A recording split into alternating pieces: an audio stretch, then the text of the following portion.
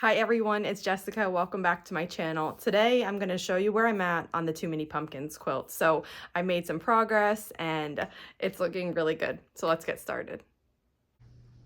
I laid out the pieces I have just to see where my holes are, and I just think this is so cute.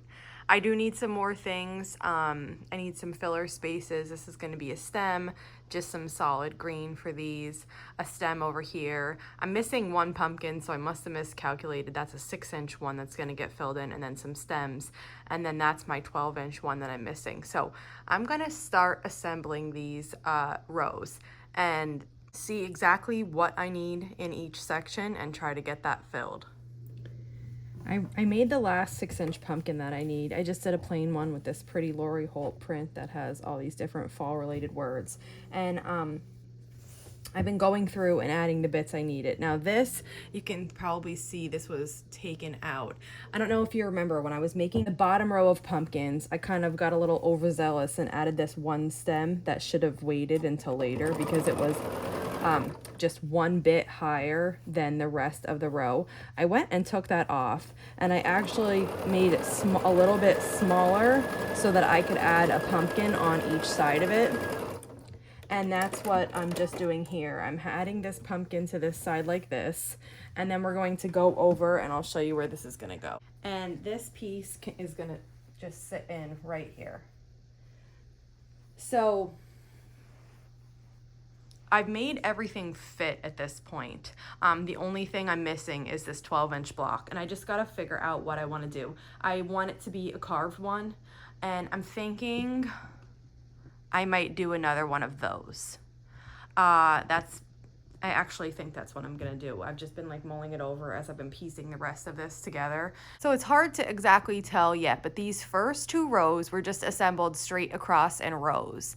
And then this second bit was a little bit more complicated. I have this section assembled into a square, and then I have the bottom row assembled together. After I took this one off, I was able to do that. And then I'm going to put this 12-inch square in and then assemble this into a rectangle, and then sew that to the cat portion, and then sew that together. So it's really hasn't been tricky. No inset seams or anything, just a little bit of brain power to make it work just right. So I'm gonna make that pumpkin, and then this part will be finished, and I can start working on the skyline.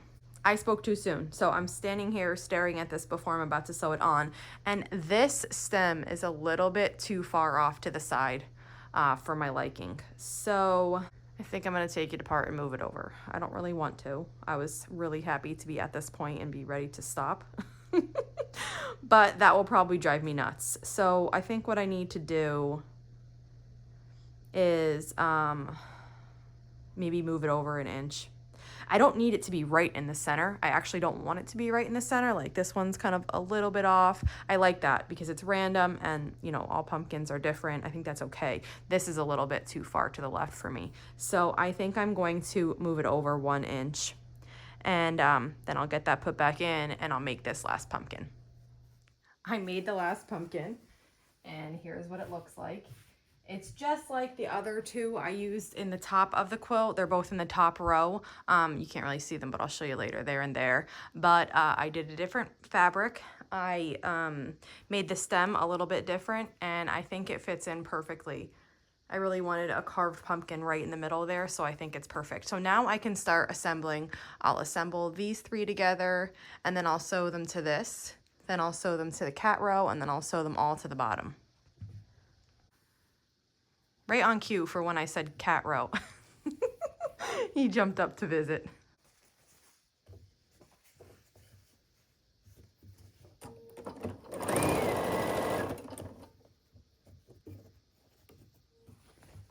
There's that part.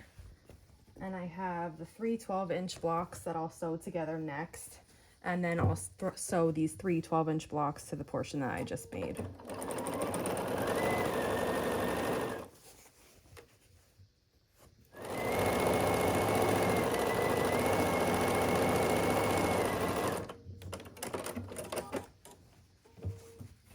Okay, there are those 3 sewn together, and I'm just going to turn it this way and add this 6-inch strip to the bottom of it.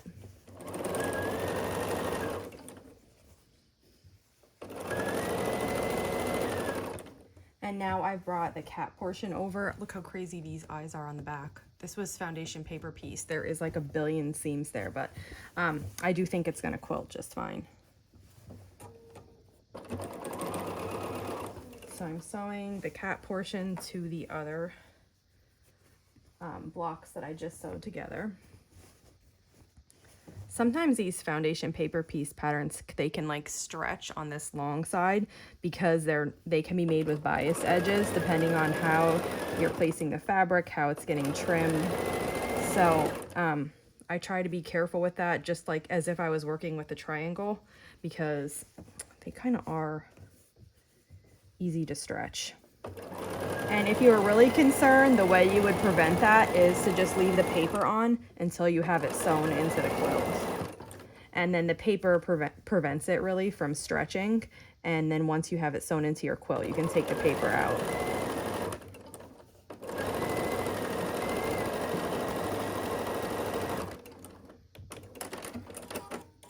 Okay, this long row is together. Look how cute this cat is. He's so cute. The name in the book is Esmeralda, so it's a girl. But this long row is together, and now I can put on the bottom row of the quilt, which was the first part that we ever made with the leaves and stuff. So I will put that on. Oh, there's 2 more seams on this pumpkin part. This one, and then 1 more. And then, oh gosh, then I'll start thinking about the sky, which I've been kind of putting off because I don't exactly know what I'm going to do up there. But, I mean, it'll come to me. It's nice to have this part done. And even the sky, like, that's 1 row. That won't take that long.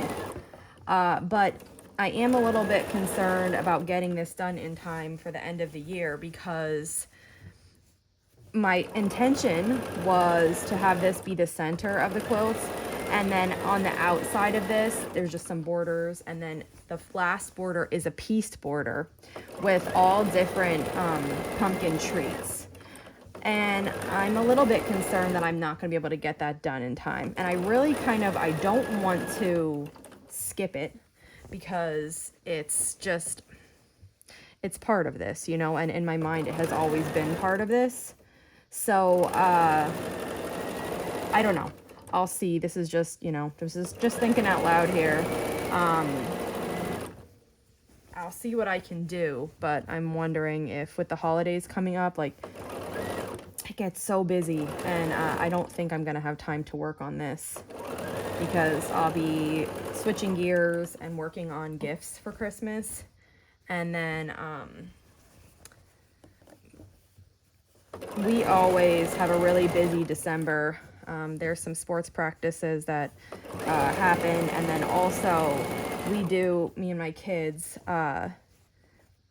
we do an activity every single day in the month of December. So that keeps me really busy. And even, you know, when they're not home during the day, I'm usually prepping for that activity. So I don't know if I'm gonna make it with this. I'm still glad that I made the middle, and I won't stop. It's just that I might not have it done in time for the deadlines to enter the challenge contest.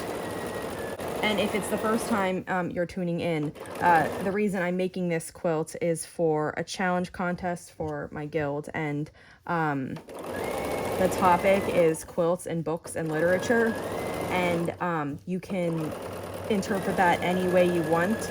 And I'm making this as a tribute to a children's book that's called Too Many Pumpkins. All right, 1 more seam. I'm on the last 12 inches of this seam, and I can't believe I'm gonna be finished with this part.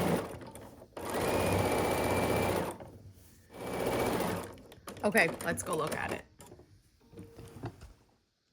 Now here this part is, and I'm pretty thrilled with it. I mean, it looks really nice to me, and I'm happy with it. Once I get that sky on, I think it's gonna look amazing. And then, like I said, I have to figure out what to do with the borders, see how long that takes and see what I can do there. But really at a good place, and I'm happy with the progress that I made. So this is a good place to stop today. I got to think about what I'm going to do on the top there. And I mean, getting this part together feels so good. So really satisfied with how far this has come along and how it looks. If you have any questions on this quilt, just let me know. And if not, I'll see you back here soon. Thanks for following along.